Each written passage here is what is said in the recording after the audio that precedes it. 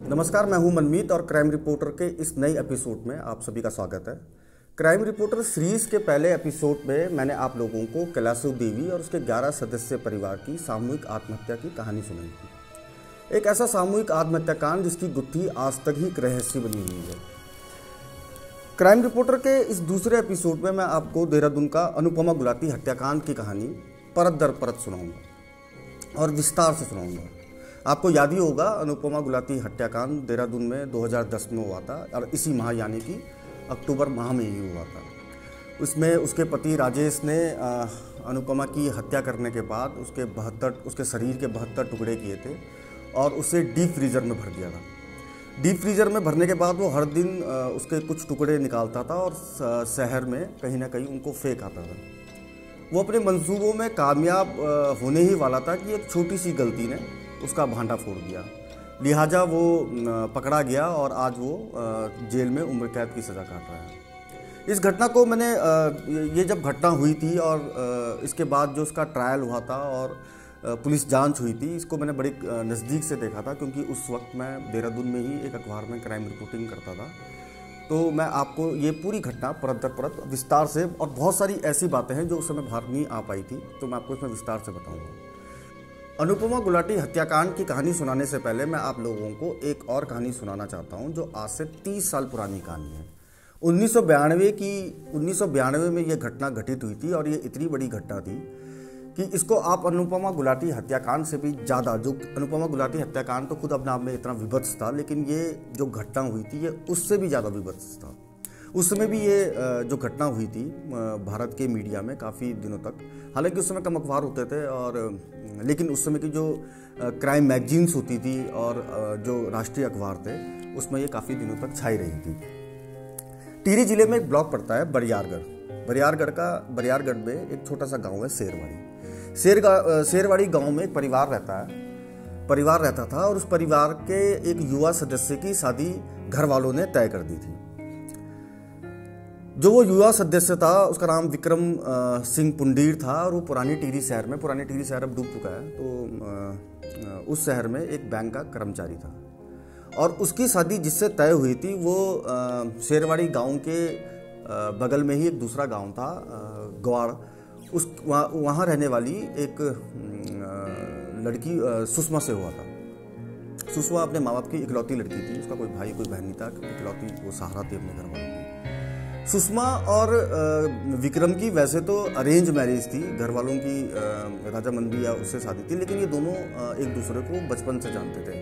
बचपन से इसलिए जानते थे कि प्राथमिक विद्यालय में इनकी प्रारंभिक शिक्षा दोनों के साथ साथ हुई थी। गांव में होता है ना कि जो 3-4 छोटे छोटे गांव होते हैं उनका एक ही स्कूल होता है, तो सारे बच्चे कलेक्टिवली वहीं पढ़ते हैं, इसलिए वो जानते भी कि ये इस गाँव का है, ये इस गाँव का है। उसके बाद इनका कभी संपर्क नहीं रहा था। उसके बाद इनकी सीधे अरेंज मैरिज ही, घर वालों के कारण ही ये इनका वैवाहिक वो सूत्र बना था। तो विक्रम को घर वालों ने संदेश भिजवाया पुरानी टिहरी में कि तुम्हारी शादी हो गई है और थोड़ा लंबी छुट्टी लेके गांव आना। लंबी छुट्टी लेके गांव इसलिए भी आना क्योंकि मार्च महीने में ही पहाड़ी गाँव में जौ की कटाई भी शुरू होती है। तो शेरवाड़ी गांव में भी जो गांव के लोग थे वो 2 तैयारियों में जुटे थे। एक तो विक्रम की शादी, गांव में शादी का आयोजन हो या धार्मिक अनुष्ठान हो, पूरा गांव वाले एक शादी जुटते हैं, तो सभी गांव वाले विक्रम की शादी के तैयारियों में जुटे हुए थे। और दूसरा जौ की कटाई के लिए भी सब लोगों की तैयारियां चल रही थी। अब जिस दिन शादी हुई, शादी के अगले दिन जब सारे आयोजन निपट गए तो गाँव के लोग, मेहमान, आसपास के जो मेहमान वगैरह आए थे वो अपने घर को लौट गए। 2 या 3 दिन बाद विक्रम ने सुषमा को बोला कि चलो मैं तुम्हें गांव में अपने खेत दिखाता हूँ। गांव में असल में क्या होता है कि खेत सबके एक साथ नहीं होते, किसी का, क्योंकि अभी चकबंदी तो हुई नहीं है, तो किसी का खेत कहीं है, किसी का खेत कहीं है। तो जब भी कोई नई बहू आती है तो उसको बताया जाता है कि भाई ये हमारा खेत है, ये उनका खेत है, ये उस परिवार का खेत है। तो वैसे ही विक्रम भी सुषमा को अपने साथ लेके गया कि चलो तुम्हें अब खेत दिखाता हूँ। तो खेत में जाने के बाद विक्रम ने सुषमा को कहा कि कल से मुझे जौ की कटाई इन खेतों में शुरू करनी है। तो सुषमा ने थोड़ा मुस्कुराई और कहा कि अब तुम्हें नहीं, अब हम दोनों को मिलके ही ये कटाई करनी होगी। हालांकि दोनों इसके बाद दोनों मुस्कुराए और घर लौट गए। सुबह तड़के 5 बजे विक्रम उठा और विक्रम घर के बाहर अपने चबूतरे में गया और वो कुल्हाड़ी को धार देने लगा। थोड़ी देर में सुषमा भी उठती है और सुषमा उसको देखती है। वो देखती है कि कुल्हाड़ी को धार दे रहा है तो वो हंस पड़ती है और बोलती है, भाई जौ की कटाई में कुल्हाड़ी क्या क्या काम। तो ये सुनकर विक्रम भी हंसता और बोलता है कि मुझे पता है कि जौ की कटाई में कुल्हाड़ी का कोई काम नहीं होता, लेकिन घर में जो ईंधन जलाने के लिए, चूल्हा जलाने के लिए जो लकड़ियाँ थी वो अब ख़त्म होने के कगार में आ गई है, क्योंकि अभी घर में शादी का आयोजन भी हुआ था। तो मैं सोच रहा हूँ कि जब जौ की कटाई के लिए हम जा रहे हैं तो बगल में ही, खेत के बगल में ही एक खेत है, उससे मैं लकड़ियाँ भी काट दूँगा, तो एक पन दो काज हो जाएंगे। लिहाजा दोनों खेत की तरफ बढ़ते हैं और सुषमा खेत में जौ की कटाई के काम में लग जाती है और विक्रम पेड़ में चढ़कर लकड़ी काटने लगता है। विक्रम लगभग 7:30 बजे से वो काम शुरू करते हैं। 11 साढ़े 11 बज जाते हैं। काफ़ी लकड़ियाँ विक्रम काट चुका होता है। तो नीचे से खेत से सुषमा जो अकेले काम कर रही होती है वो चिल्लाती है विक्रम को कि भाई सूरज अब आसमान के ऊपर आ गया है, कब तक तुम लकड़ियाँ काटते रहोगे, और उतनी लकड़ी काटो जितना हम घर भी लेके जाएं। तो ये बात सुनकर विक्रम को भी उसके बाद ठीक लगती है और वो नीचे उतर आता है और फिर वो जौ की कटाई में उसके लिए पास पहुंच जाता है। विक्रम एकदम सुषमा के नज़दीक आ जाता है। तो सुषमा को लगता है कि ये कुछ विक्रम कुछ शरारत, जो प्रेम भरी शरारतें होती है वो करना, कुछ उस टाइप की करना चाह रहा है। तो वो विक्रम को नज़ाकत भरी उससे बोलती है कि वो अपने काम पर ध्यान दे। लेकिन तभी सुषमा देखती है कि विक्रम की आंखें लाल लाल होने लग जाती है और जिस हाथ में उसकी कुल्हाड़ी थी वो हाथ उसका कांप रहा होता है। वो उससे पूछने ही वाली होती है कि विक्रम एक जोरदार प्रहार उसके सिर के बीचों बीच करता है और वो प्रहार इतना तेज होता है कि सुषमा का सिर धड़ तक 2 हिस्सों में बढ़ जाता है और वो ज़मीन में गिर जाती है। सुषमा उससे ये भी नहीं पूछ पाती, उसको इतना वक्त भी नहीं मिल पाता कि वो ये पूछ पाए कि आखिर तुमने, अभी शादी का हमारा कुछ ज़्यादा समय भी नहीं हुआ है, मुश्किल से 1 हफ्ता 8-9 दिन हुए हैं, तो तुमने क्यों ये हत्याकांड को अंजाम दे दिया। खैर सुषमा नीचे ज़मीन में गिरी होती है और उसके बाद विक्रम अपनी कुल्हाड़ी से फिर उसके बगल में बैठ जाता है और उसके पाँव हाथ वगैरह उसको काटने लगता है। कहते हैं कि उसने 100 से ज़्यादा उसके छोटे छोटे टुकड़े किए और उसके बाद वो जो उसने लकड़ी काटी थी उन लकड़ियों को पंक्तिबद्ध करता है। पंक्तिबद्ध का मतलब कि वो एक लकड़ी रखता है, 2, 3, 4, 5, 6 ऐसे 10 तक, फिर उसके पीछे 1, 2, 3 ऐसे कई पंक्तियाँ बनाता है और उन लकड़ियों के ऊपर फिर वो सुषमा के शरीर के टुकड़े रखता है और उन पर आग लगा देता है। जब एक साथ इतनी लकड़ियों में आग लगती है तो उस समय शेरवाड़ी गांव के लोग भी अपने खेतों में जौ की कटाई शुरू कर रहे होते थे और कुछ लोग गांव में थे। वो दूर से देखते हैं कि विक्रम के खेत में ये इतनी सारी आग, इतनी फैली हुई आग कैसे लगी हुई है। अमूमन गांव में जैसे जब आग लगती है तो या फिर जंगलों में लगती है तो वो एक तरह का विस्तार होता है आग का, या फिर कलेक्टिवली कहीं पे जैसे हम होलिका जलाते हैं तो एक ढांग होता है लकड़ियों का, तो उसमें आग लगती है। लेकिन विक्रम की जो खेत में आग थी वो कुछ अलग तरह से आग लग रही थी, तो लोगों की नज़र गई उसमें और कुछ लोग ये देखने के लिए कि आखिर ये माजरा क्या है, विक्रम की खेत की तरफ बढ़े। कहते हैं कि 20 से 25 लोग उसके खेत की तरफ बढ़े और जब वो खेत में पहुंचे तो 5-6 जो उनमें महिलाएं थी वो तो बेहोश होकर नीचे, मंजर देख के बेहोश होकर नीचे गिर गई और जो मर्द थे, जो पुरुष थे, वो जड़ हो गए दहशत से। गांव के ही एक व्यक्ति है, उनसे मेरी बात हुई थी, जगदीश सिंह थे उनका नाम। जब मैं इस केस की स्टडी कर रहा था तो उन्होंने बताया कि अमूमन हम गांव में किस्से कहानियां सुनते हैं भूतों की, मसाणों की, दैंत्यों की, लेकिन हमने अपने जीते जी अपनी पूरी ज़िंदगी में पहली बार कोई जिंदा राक्षस देखा। मतलब चारों तरफ घास के टुकड़े बिखरे हुए हैं, उन पर आग लगी हुई है और उसके बीचों बीच एक आदमी ऐसा बैठा है जैसे वो आग सेक रहा है। खैर बगल के गांव में जो सुषमा के माँ बाप रहते थे उनको इत्तला दी गई और उनको ये नहीं बताया गया कि उसकी बेटी सुषमा की हत्या कर दी गई है, बल्कि ये बताया कि दुर्घटना हुई है और तुरंत मौके पर पहुंचे।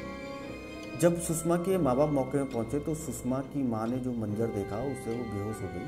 1.5 दिन बाद उसकी माँ को होश आया और जब होश आया तो उसकी माँ अपनी जो मानसिक हालत थी वो दोबारा उसकी मानसिक हालत गड़बड़ा गई। आज तक उसकी माँ का उपचार देहरादून में एक नामी मनोचिकित्सक से चल रहा है। दोनों माँ बाप भी जिंदा है, गाँव में रहते हैं अकेले। तो अभी तक उसकी माँ को वो माँ सामान्य नहीं हो पाई है, अभी भी उनको दौरे पड़ते हैं और वो इतनी दहशत में आ गई थी कि आज तक वो स्थिर नहीं हो पाई।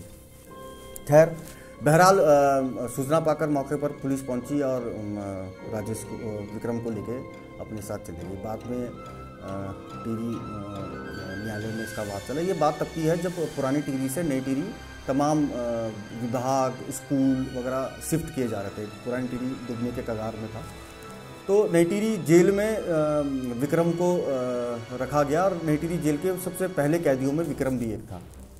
विक्रम का मुकदमा लड़ने वाले जो उस समय अधिवक्ता थे, वरिष्ठ अधिवक्ता राजेंद्र सिंह असवाल जी से अभी मेरी हाल ही में बात हुई इसी मामले को लेकर। तो मैंने उनसे पूछा कि विक्रम ने कभी आपको नहीं बताया कि उसने ये घटना को अंजाम क्यों दिया? अपने वकील को तो बताया ही होगा। तो असवाल जी ने मुझे बताया कि आश्चर्य की बात यही है कि उसने अपने वकील यानी कि मुझे भी ये नहीं बताया कि उसने अपने पत्नी की हत्या क्यों की। हालांकि मामला स्पष्ट था, तो 6 महीने में इसका डिसीजन हो गया और कोर्ट ने उम्र कैद की सज़ा दी। उम्र कैद की जब सज़ा जज साहब ने मुकर्रर की तो उसके बाद एक कार्रवाई होती है 313 की। उसमें जज साहब ने पूछा आखिरी में कि भाई तुमने अपनी पत्नी की हत्या आखिर क्यों की? तो उस समय भी बड़ा अजीब वाक़या हुआ। ये मुझे वरिष्ठ अधिवक्ता असवाल जी ने बताया कि उस समय उसने जज साहब को कहा कि जज साहब मैं उसकी हत्या करूं या उसको ज़िंदा रखूं, मेरी मर्जी, क्योंकि वो मेरी पत्नी थी। तो उस समय एक वक्त ऐसा भी आया कि जब हमें लगा कि शायद विक्रम की मानसिक हालात ठीक नहीं है। लेकिन एक दूसरा पक्ष ये भी था कि अगर विक्रम की मानसिक हालात ठीक नहीं है तो सुषमा को तो ये बात पता ही होती, क्योंकि बचपन से वो उसके साथ पड़ी है। गांव के लोगों को ये बात पता होती, ये चर्चा का विषय होता कि इसकी हालत ठीक नहीं है। लेकिन ऐसा कोई अंदेशा गांव वालों को कभी लगा ही नहीं, ना उसके परिवार वालों को लगा, ना ही सुषमा को लगा। सुषमा को लगता तो विवाह ही क्यों करती। बहरहाल ये रहस्य ही रहा जीवन भर, और इसलिए रहस्य रहा क्योंकि इस घटना के जब उसको उम्र कैद की सजा हुई और उसको जेल हुई तो उसके 6 महीने बाद ही विक्रम ने नई टिहरी जेल में आत्महत्या कर ली थी। और उसके आत्महत्या करने के साथ ही ये एक रहस्य ही रहा। सुषमा और अनुपमा, मैंने इस कहानी को सुनाने से पहले आप लोगों को अनुपमा गुलाटी से इसकी स्टार्ट की थी, इसकी शुरुआत की थी और आपको बताया था कि वैसे तो इस दोनों मामलों में कोई समानताएं कहानी में ज़्यादा नहीं है, एक हत्या का वो है, लेकिन दो समानताएं इसमें ज़रूर है। उसको आप संयोग मान लीजिए या विडंबना या कुछ भी मान लीजिए। एक तो जब 1992 की मार्च महीने में सुषमा की हत्या की गई, उसी 1992 की मार्च महीने में दिल्ली में पहली बार अनुपमा और राजेश गुलाटी की मुलाकात एक रेस्टोरेंट में हुई थी। और दूसरा जो सबसे बड़ा समानता है वो है हत्या करने का तरीका, पहले हत्या और उसके बाद शरीर के कई टुकड़े कर देना। लेकिन उससे पहले का जो संयोग है वो ये है कि सुषमा की हत्या का महीना और साल और अनुपमा गुलाटी और राजेश गुलाटी की मुलाकात की पहली मुलाकात का महीना और साल। खैर, मैं अब आपको अनुपमा गुलाटी हत्याकांड के कहानी की तरफ ले चलता हूँ। देहरादून में एक इलाका है प्रकाश नगर, कामली रोड और चकराता रोड के दोनों रोड के बीच में एक जगह पड़ता है प्रकाश नगर। वहाँ पे 38 साल के राजेश गुलाटी की पत्नी अनुपमा गुलाटी पिछले 57 दिनों से लापता थी। मैं बात कर रहा हूँ 2010 की। तो 57 दिनों से लापता थी और जब उसका कोई पता नहीं चला तो राजेश ने तब तक पुलिस में कोई कंप्लेन नहीं कराई थी। राजेश की कभी अनुपमा के परिवार वालों से, अपने परिवार वालों से बात होती थी तो वो अक्सर परेशान रहता था और घर वाले कहते भी थे कि वो पुलिस को गुमशुदगी दर्ज करा दे, लेकिन वो ये टालता रहता था कि वो अपनी नाराज़गी से गई है, वापस भी आ जाएगी। लेकिन फिर 10 दिसंबर को राजेश का साला सिद्धांत चौधरी दिल्ली से देहरादून आता है और राजेश के प्रकाश नगर जो उनका फ्लैट था वहाँ पे पहुँचता है और अपने जीजा को कहता है कि जीजा जी अब बहुत दिन हो गए, हमें पुलिस में कंप्लेन करानी चाहिए, गुमशुदगी करानी चाहिए कि बहन आखिर है कहाँ। तो राजेश उसको भी समझाता है कि ऐसा है सिद्धांत कि तुम्हारी बहन घर से लड़के गई है, जैसे हम लड़ते झगड़ते ही थे। तो उसने मुझे जब वो गई थी तो उसने कहा था कि अब मैं वापस नहीं आऊँगी और मुझे तलाशने की कोशिश मत करना, तो इसलिए रहने देते हैं। लेकिन सिद्धांत मना करता है। सिद्धांत बोलता है कि नहीं जिया जी अब बहुत दिन हो गए, कोई अप्रिय घटना हो जाएगी तो फिर हम भी अपने को माफ़ नहीं कर पाएंगे कि हमने अपनी तरफ से कोई कोशिश नहीं की। बहरहाल जब सिद्धांत नहीं मानता है तो राजेश उसको बोलता है कि चलो तुम फिलहाल यहाँ पे ड्राइंग रूम में सोफे में बैठो, चाय पियो, मैं तब तक नहा के आता हूँ। और उसके बाद नहाने के बाद तैयार होकर फिर हम चलेंगे। राजेश नहाने के लिए चले जाता है बाथरूम में। उधर सिद्धांत सोफे में बैठ के चाय पी रहा होता है। जब वो चाय पी रहा होता है तो उसके मोबाइल में एक मैसेज आता है। वो अपना इनबॉक्स खोलता है और इनबॉक्स खोलते ही वो एकदम दंग रह जाता है, क्योंकि मैसेज अनुपमा का था। अनुपमा ने उसको लिखा होता है कि भाई कि मुझे तलाशने की कोशिश मत करो, मैं कहीं दूर चली गई हूँ और अब मैं ये पुलिस में जो गुमशुदगी की है उसको दर्ज कराने की कोई ज़रूरत नहीं। वो पढ़ ही रहा होता है कि तब तक राजेश नहा के बाहर आ जाता है और अपने जियाजी को बोलता है कि जियाजी ये मुझे अभी भी अनुपमा का मैसेज आया है, और अपने जियाजी को मैसेज पढ़ाता है। तो राजेश भी बोलता है कि मैं तो सिद्धांत कह ही रहा था तुम्हें कि अब कोई ज़रूरत ही नहीं है, क्योंकि मैंने तुम्हें जैसे कि बताया था कि वो लड़के गई है और अगर हो सकता है वो कुछ समय बाद वापस आ जाए, या हो सकता है कि नाराज़ होकर कहीं वो विदेशी ना चले गई हो। लेकिन अब सिद्धांत को कुछ शक सा होने लगा था और वो अपने जियाजी की बात को उसने बोला कि नहीं अब हम पुलिस में जाएंगे। बहरहाल दोनों कैंट कोतवाली पहुँचे, जो गड़ी कैंट में कोतवाली है वहाँ पहुँचे और वहाँ उन्होंने गुमशुदगी दर्ज करवाई। गुमशुदगी दर्ज कराने के बाद वो दोनों वापस प्रकाश नगर वाले घर में फ्लैट में आ जाते हैं। और अभी उनको 20-25 मिनट ही हुए थे कि कोतवाली से एक पुलिस की गाड़ी उनके घर आती है। तकरीबन 4 से 5 पुलिस कर्मी उतरते हैं और वो राजेश का दरवाज़ा नॉक करते हैं। राजेश ही दरवाज़ा खोलता है, सामने पुलिस वालों को दिखता है तो आने का कारण पूछता है। तो पुलिस वाले उसको बताते हैं कि कुछ ज़रूरी औपचारिकताएँ छूट गई थी, तो वो कुछ और सवाल हमें पूछने थे, तो इसलिए हम यहीं पे आपसे पूछ लेंगे और फिर हम चले जाएंगे। तो सब पुलिस वाले बैठ जाते हैं। अभी सवाल जवाब का दौर चल ही रहा होता है कि एक पुलिस कांस्टेबल की नज़र घर पे रखे एक बड़े डीप फ्रीजर में पड़ती है। वो डीप फ्रीजर अमूमन घर में इतने बड़े डीप फ्रीजर की कोई रखता नहीं है। वो डीप फ्रीजर या फिर कोई फ्रोज़न मीट का जो व्यापार करता है वो रखता है, या फिर कोई कन्फेक्शनर्स वगैरह जो होते हैं वो रखते हैं। इसलिए उनको लगा कि ये घर में ऐसा इतना बड़ा डीप फ्रीजर रखना थोड़ा असामान्य लगा उनको। तो उनमें से कांस्टेबल ने जिसने देखा था वो राजेश से पूछता है कि आप लोगों ने इतना बड़ा डीप फ्रीजर घर में क्यों रखा है। तो राजेश बोलता है कि ये डीप फ्रीजर भी अनुपमा ने लिया था और वही इसका यूज़ करती थी। तो वो पूछता है कि भाई क्या यूज़ करते थे। तो वो बोलता है, राजेश उनको बहकाने की कोशिश करता है कि इसमें हम ग्रॉसरी की जैसे दालें दूलें वगैरह ये सारे रखते थे, मीट रखते थे और फिशेस वगैरह जो मछलियाँ होती थी ये रखते थे, ये खाने का हम लोगों को शौक था तो ये रखते हैं। लेकिन तब तक पुलिस वालों को थोड़ा ये हो गया था कि उनके किचन में भी एक बड़ा फ्रीज, जो घर का हमारा किचन में हम फ्रीज रखते हैं वो ऐसा फ्रीज था। तो उनको लगा कि ये डीप फ्रीजर की क्या जरूरत है। बहरहाल वो उससे जवाब तलब करने के बाद घर से निकल जाते हैं और अपनी जीप में बैठ जाते हैं। जीप में बैठने के बाद वो सारे पुलिस कांस्टेबल आपस में कुछ बातें करते हैं, ज़्यादा से ज़्यादा 10 से 15 सेकंड, बहुत ही अल्प समय में मतलब बात करते हैं। और जैसे उनको कुछ खटकता है और वो सब चारों दरवाजे एक साथ खोलते हैं, एकदम भागते हुए राजेश के फ्लैट में पहुंचते हैं। और अभी राजेश ने दरवाज़ा, घर का दरवाज़ा जो लगाया भी नहीं होता कि एकदम उसको खोलते हुए अंदर राजेश के पास पहुंचते हैं, बोलते हैं कि इसकी चाबी कहाँ है, डीप फ्रीजर की। तो राजेश बोलता है कि मैंने आप लोगों को बताया तो था कि डीप फ्रीजर की चाबी अनुपमा के पास है। लेकिन अब पुलिस वाले उसको दबाव में ले लेते हैं और सख्ती से पूछते हैं कि इसकी चाबी कहाँ है। तो अब राजेश समझ जाता है कि शायद उसकी जो वो ऐसे टाल मटोल कर रहा है वो नहीं चल पाएगा। तो वो अंदर बेडरूम में जाता है और चाबी लेके आता है। एक कांस्टेबल उसको डीप फ्रीजर को खोलता है और डीप फ्रीजर को जैसे खोलता है तो उसके अंदर कई सारे काली जो पॉली बैग होता है, जैसे जो हम अपने घरों में ये बीन बैग लगाते हैं किचन के डस्टबिन में, तो वैसे मल्टीपल बहुत सारे काली पॉलीथीन के बैग थे। और उन काली पॉलीथीन के ऊपर बर्फ़ की एक लेयर जम गई थी। इससे लग रहा था कि 2-3 दिन से वो डीप फ्रीज़र खुला नहीं है।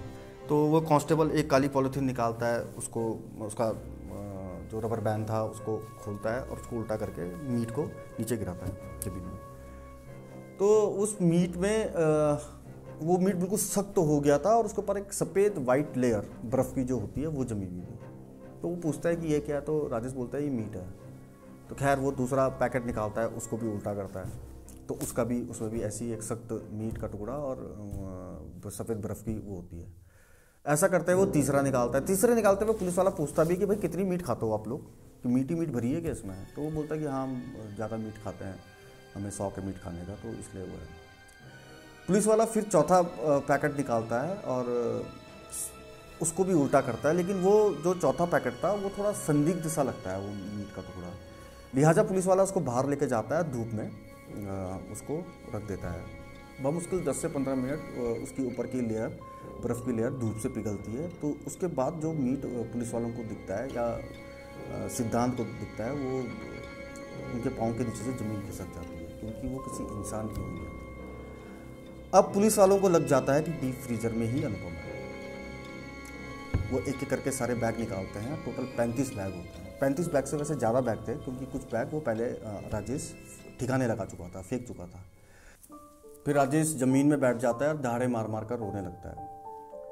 फिर राजेश पुलिस को बताता है कि उसने मसूरी की जो तलहटियाँ हैं, जो फुटहिल्स है मसूरी के, वहीं पे सारे अनुपमा के जो शरीर के टुकड़े हैं उनको फेंका है। पूछताछ में राजेश अपनी फिर पूरी कहानी बताता है कि 1992 मार्च में हम पहली बार दिल्ली में मिले थे एक कॉमन फ्रेंड के उसमें। उसके बाद 7 साल तक हमारा प्रेम प्रसंग चला। उसके बाद हमने शादी की 1999 में, और शादी के कुछ अगले साल ही हम फिर अमेरिका शिफ्ट हो गए थे। अमेरिका में शिफ्ट होने के कुछ समय बाद ही इन दोनों के बीच में अनबन शुरू हो गई थी और इनकी पट नहीं रही थी, तो इसलिए 2002 या 2003 में अनुपमा दोबारा इंडिया वापस आ गई थी। कुछ समय बाद फिर राजेश यहाँ आ गया था, फिर इसको मना के फिर दोबारा ये घर वालों ने आपस में इनका समझौता वगैरह कराया, तो फिर ये अमेरिका चले गए थे। 2006 में इन दोनों के जुड़वा बच्चे हुए। जुड़वा बच्चे होने के बाद भी इन दोनों की आपस में अनबन ख़त्म नहीं हुई। उसके बाद अनुपमा फिर भारत वापस आ गई, राजेश भी वापस आ गया और ये दिल्ली में फिर रहने लगे। लेकिन इस बीच एक कांड और हो गया। इस बीच कांड जिससे इनके रिश्तों में और ज़्यादा दूरियां बढ़ गई। हुआ ये कि राजेश का किसी विवाहिता महिला के संग, कोलकाता की किसी महिला के संग एक्स्ट्रा मैरिटल अफेयर हो गया, और वो अक्सर घर में ये बहाने मारता था कि वो कोलकाता किसी काम से जा रहा है, कंपनी के काम से जा रहा है। इसकी भनक अनुपमा को लग गई और अनुपमा भी एक दिन कोलकाता सीधे उसी फ्लैट में पहुंच गई। कहते हैं कि वहाँ पे बहुत विवाद हुआ, मार पिटाई हुई और मामला थाने तक गया। थाने के बाद मामला कोर्ट तक गया। कोर्ट में इनका सेटलमेंट हुआ और कोर्ट ने ये राजेश को ये आदेश भी दिया कि वो अनुपमा को पर्टिकुलर कुछ धनराशि हर महीने देगा। लेकिन फिर घर वालों के आपस में समझौता या इनका समझौता कराने के बाद दोनों फिर इनके रिलेशन कुछ समय के लिए ठीक हो गए, और घर वालों ने उनको ये भी सलाह दी कि अब तुम एक नई ज़िंदगी शुरू करो और देहरादून शिफ्ट हो जाओ। फिर उसके बाद ये देहरादून आए थे और देहरादून में इन्होंने अपने दोनों जुड़वा बच्चों को दिल्ली पब्लिक स्कूल में उनका एडमिशन कराया था, और खुद यहाँ पे प्रकाश नगर में फ्लैट किराए में ले लिया था। लेकिन इस दौर पे भी, मतलब अपने रिश्ते के ये सेकंड इनिंग जब खेल रहे थे, उसके बाद भी इनकी जो संबंध थे वो पटरी में नहीं आ पाए, और हर दिन इनका आपस में विवाद होने लगा। बच्चों को भी इनके विवाद की, इनके लड़ाई झगड़ों की आदत पड़ गई थी, और रात को जब वो सोते थे तो उनके झगड़ों के शोर शराबे के बीच में ही सोते थे। ऐसा ही एक दिन 17 अक्टूबर 2010 को भी था। ये आपस में लड़ रहे थे, बच्चे इनका झगड़ा सुनते सुनते सो गए, और उस दिन लेकिन झगड़ा थोड़ा बढ़ गया, बात मार पिटाई में आ गई, और राजेश ने एक जोरदार थप्पड़ अनुपमा को मारा। अनुपमा उस थप्पड़ से उसको धक्का लगा और वो नीचे गिरी। नीचे गिरने के दौरान जो सेंट्रल टेबल था उसका कोना उसके सिर पे लगा और वो बेहोश हो गई। राजेश के सिर में उस दिन खून सवार था। उसने तकिया निकाला और तकिए से अनुपमा का मुंह ढक दिया और उसकी जान ले ली। और जान लेने के बाद उसने अनुपमा का जो डेड बॉडी थी उसको एक कमरे में बंद किया, उसको लॉक किया और बच्चों के संग सो गया। सुबह बच्चों को देखिए कितना सामान्य तरीके से, जैसे मैं आपको उसकी विक्रम और सुषमा की कहानी सुना रहा था, वैसे ही कितनी मिलती जुलती है कि उसके बाद आराम से मतलब एक सामान्य इंसान ऐसा बिल्कुल नहीं कर पाएगा कि पहले तो किसी की हत्या करना ही बहुत असामान्य घटना है, उसके बाद हत्या करने के बाद उसको सामान्य दिखा हुआ करना तो और ज़्यादा असामान्य घटना हो जाती है। उसके बाद वो अपने बच्चों के संग सो गया। सुबह बच्चों के लिए नाश्ता बनाया, उनको तैयार किया, उनको स्कूल तक छोड़ के आया, फिर वापस आया। फिर उसने डेड बॉडी का सोचा कि मैं इसका क्या करूं। फिर ये उसने पुलिस बयान में कहा था कि उसके बाद उसको एक हॉलीवुड की मूवी याद आई जिसमें उसको ये लगा कि उसको ये लाइन मिली कि मुझे अपनी पत्नी को अब कैसे ठिकाने लगाना है।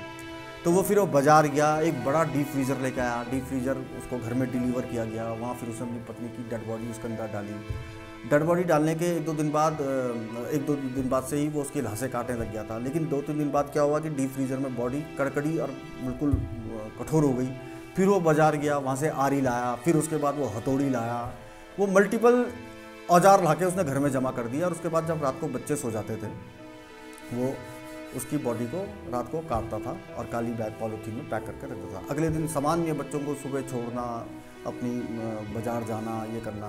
बच्चों को जब वो पुलिस को उसने ये बताया कि बच्चों को जब वो छोड़ने जाता था दिल्ली पब्लिक स्कूल, तो गाड़ी में ही वो अनुपमा के शरीर के टुकड़े जो काली पॉलीथीन थी वो रख देता था और बच्चों को स्कूल में ड्रॉप किया। और उसके बाद फिर वो मसूरी ये मालसी डियर पार्क या उसके आगे जाता था, वहाँ वो फेंक देता था।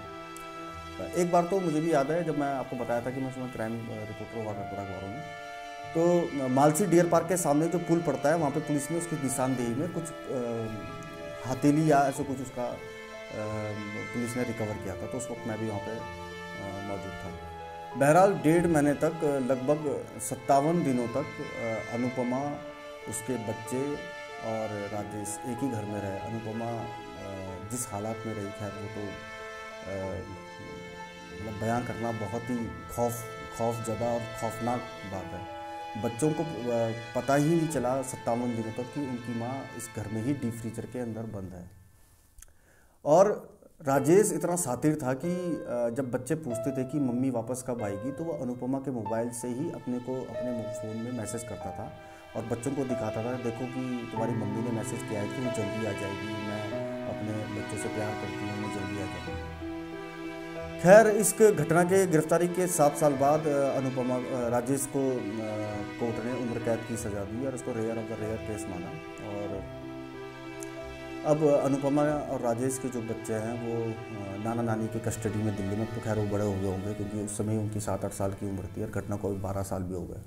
खैर, भारत में घरेलू हिंसा के कारण मरने वाली ऐसी विवाहिता हर दिन या हर ऐसी घटनाएं आती रहती है। सुषमा और अनुपमा तो इसलिए ज़्यादा चर्चित हो गए क्योंकि इनकी हत्याएं इतनी विभत्स तरीके से हुई कि कोई शैतान भी कर गया। क्राइम रिपोर्टर का ये एपिसोड आपको कैसा लगा, हमें कमेंट कर ज़रूर बताएं। हम अगले एपिसोड में भी आपको उत्तराखंड में घटी कोई रहस्यमय या खौफनाक घटना का किस्सा सुनाएंगे। तब तक के लिए देखते रहें 12 बजे।